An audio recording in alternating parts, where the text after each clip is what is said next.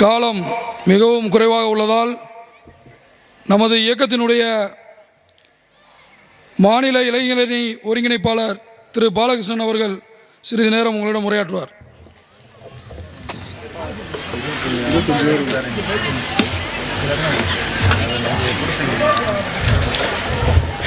இங்கு அமர்ந்திருக்கும் தலைமைக்கும் இந்த தலைமையை என்றென்றும் தலைநிமிரச் செய்யும் அங்கு அமைந்திருக்கும் தலைமையாக கடமை கொண்டிருக்கும் என் இனிய உறவுகளுக்கும் மிக நன்றி.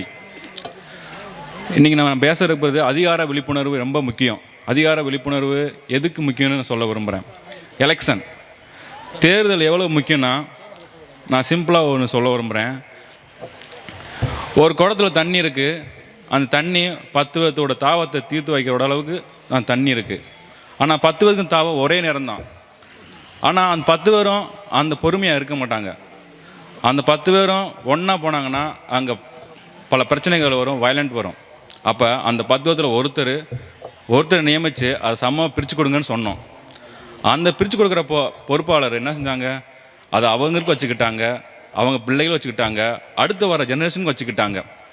அப்படி வச்சுக்கிட்ட அந்த 10 பேரும் தண்ணி தாவத்திலே போச்சு.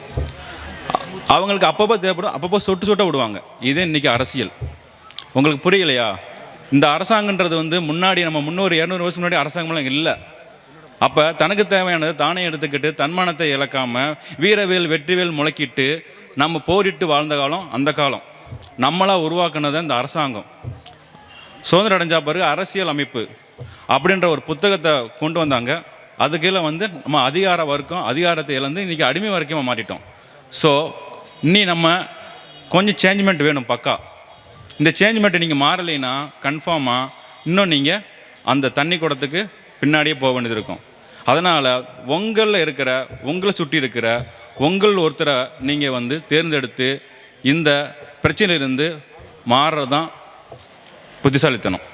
ஓகே, நன்றி, வணக்கம்.